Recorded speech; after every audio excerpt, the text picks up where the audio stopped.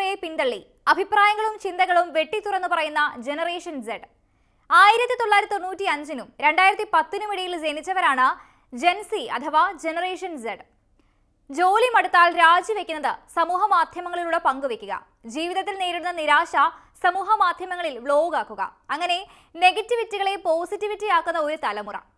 മുൻ തലമുറയിൽ നിന്ന് വ്യത്യസ്തമായി പുതിയ മാർഗങ്ങൾ വെട്ടിത്തുറന്നു മുന്നേറാനുള്ള ബുദ്ധിയും ഊർജവും എന്നും യുവാക്കളിൽ കൂടുതലാണ്. തൊഴിൽ രംഗത്തെ വിവിധ പ്രശ്നങ്ങൾ മൂലം നിശബ്ദരായി രാജിവെച്ചതായി അറിയിച്ച് പിന്മാറുന്ന സമ്പ്രദായമല്ല ജെൻസി യുവാക്കളുടേത്. തനിക്ക് ജോലിയിൽ സംഭവിച്ച നിരാശയും ജോലി ഉപേക്ഷിക്കുന്നതായും മറ്റും അവർ വ്യത്യസ്തമായ രീതിയിൽ സമൂഹ മാധ്യമങ്ങളിലൂടെ അറിയിക്കും. ഇത്തരത്തിൽ ടിക്ടോക്ക് വഴി വീഡിയോ പോസ്റ്റ് ചെയ്തുകൊണ്ട് ജോലി രാജിവെക്കുന്നതായുള്ള അറിയിപ്പ് ട്രെൻഡിംഗ് ആയി. ഇതാണ് ക്വിറ്റോക്ക് എന്ന ഹാഷ്ടാഗിൽ പ്രശസ്തമായത്.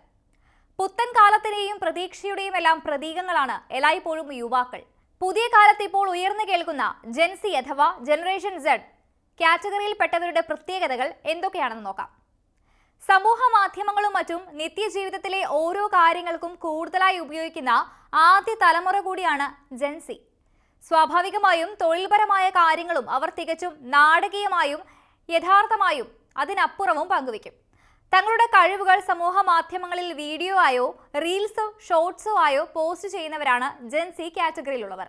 ഇതിലൂടെ വെർച്വൽ ലോകത്ത് നിന്നും ലഭിക്കുന്ന ലൈക്കുകളും കമന്റുകളും അവരുടെ ജീവിതം പോസിറ്റീവായി കൊണ്ടുപോകാൻ വലിയ പങ്കാണ് വഹിക്കുന്നത്.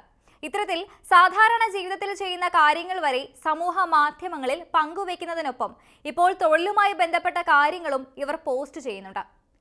തൊഴിലിടങ്ങളിലെ തങ്ങളുടെ അനുഭവങ്ങൾ സമൂഹ മാധ്യമങ്ങളിൽ തുറന്നെഴുതാനും ചിത്രങ്ങളടക്കം പങ്കുവെക്കാനും പലരും ഇന്ന് തയ്യാറാകുന്നു.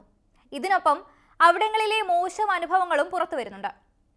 ഇത് പല കമ്പനികളെയും ആശങ്കപ്പെടുത്തുന്ന കാര്യവുമാണ്. കമ്പനിക്കുള്ളിൽ നടക്കുന്ന കാര്യങ്ങൾ പുറത്തറിയുമ്പോൾ അത് കമ്പനിയുടെ വിശ്വാസ്യത ഇടിയാൻ കാരണമാകുമോ എന്ന ഭയം ജനിപ്പിക്കുന്നു. തൊഴിലാളികൾക്ക് സുഖകരമായ തൊഴിലന്തരീക്ഷം നൽകാൻ ഇത് കമ്പനികളെ പ്രേരിപ്പിക്കുന്നുവെന്ന നല്ല കാര്യവും ഇതിലൂടെ ഉണ്ടാകുന്നുണ്ട്. ഇത്തരത്തിൽ മാറ്റങ്ങൾ പലപ്പോഴും ജെൻസി യുവാക്കൾക്ക് വലിയ തൃപ്തി നൽകുന്നുണ്ട്.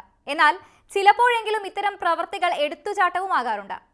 സ്വന്തം സമൂഹ മാധ്യമ അക്കൗണ്ട് വഴി തൊഴിൽ ഉപേക്ഷിക്കുന്നതായി അറിയിക്കുകയും കുഴപ്പങ്ങൾ ലൈവായി പറയുകയും ചെയ്തു കഴിയുമ്പോൾ ജെൻസി തലമുറയിൽപ്പെട്ടവർക്ക് അത് വളരെ സാഹസികവും മികച്ചതുമായി തോന്നാറുണ്ട്. എന്നാൽ ഇതിന് പിന്നീടുണ്ടാകുന്ന പ്രത്യാഘാതങ്ങൾ വളരെ വലുതാണ്. അത് ലഘുവായതും ആകില്ല. ഏറെ നാൾ നീണ്ടു നിൽക്കാവുന്ന പ്രശ്നങ്ങൾ ഈ പ്രവൃത്തി കൊണ്ടുണ്ടാകാം. ഈ ട്രെൻഡ് നടപ്പിലാക്കിയ ടിക്ടോക്കർമാരിൽ ചിലർ പിന്നീട് ഇതിൽ പശ്ചാത്തപിച്ചിട്ടുമുണ്ട്. ഇത്തരം വീഡിയോകൾ രേഖകളായി എന്നും നിലനിൽക്കുമെന്നത് തന്നെ ഒരു പ്രധാന പ്രശ്നമാണ്. ഇത്തരത്തിൽ പ്രശ്നമുണ്ടാക്കിയവരെ പല കമ്പനികളിലും പിന്നീട് ജോലിക്ക് വിളിക്കാത്ത സാഹചര്യവുമുണ്ട്. കാരണം ഇങ്ങനെ വീഡിയോകൾ പോസ്റ്റ് ചെയ്താൽ തൊഴിലിടങ്ങളെ അപമാനിക്കുന്നത് പ്രൊഫഷണലിസത്തിന് ചേരാത്ത പ്രവൃത്തിയായി അവർ കാണുന്നു. എന്നാൽ ഈ ട്രെൻഡിനെ തങ്ങളുടെ മാനസിക ആരോഗ്യത്തിനും സന്തോഷത്തിനും കുടുംബ വ്യക്തി ജീവിതത്തെ തകരാതിരിക്കാനും ചെയ്യുന്ന പ്രവൃത്തിയാണെന്ന് ജെൻസി കാണുന്നു. ലോകമാകെ നിലനിൽക്കുന്ന സമ്പ്രദായമായ തൊഴിൽ ഉപേക്ഷിക്കാൻ തീരുമാനിച്ചാൽ ചുരുങ്ങിയത് 2 ആഴ്ച മുൻപെങ്കിലും നിങ്ങൾ മേലുദ്യോഗസ്ഥനെ അറിയിക്കുകയാണ് ചെയ്യേണ്ട കാര്യം. മെയിൽ വഴിയോ നേരിട്ടോ ഈ തീരുമാനം അറിയിക്കാവുന്നതാണ്. ഇത് മറ്റ് കമ്പനികൾക്ക് കൃത്യമായി നിങ്ങളെക്കുറിച്ച് വിവരം ലഭിക്കാനും സഹായകമാകും. ഒപ്പം നിങ്ങൾ ജോലി ഉപേക്ഷിച്ചാൽ കമ്പനിക്ക് മറ്റൊരാളെ നിയമിക്കാൻ സാവകാശവും ലഭിക്കും. സ്വന്തം ഭാവിയെ കണക്കാക്കി തന്നെ വേണം രാജി തീരുമാനങ്ങൾ കൈക്കൊള്ളാനെന്നാണ് അരിസോണയിലെ ഫിനിക്സ് സർവകലാശാലയിൽ നിന്ന് പുറത്തിറക്കിയ കരിയർ പ്രീമിസം രേഖയിലും പറയുന്നത്.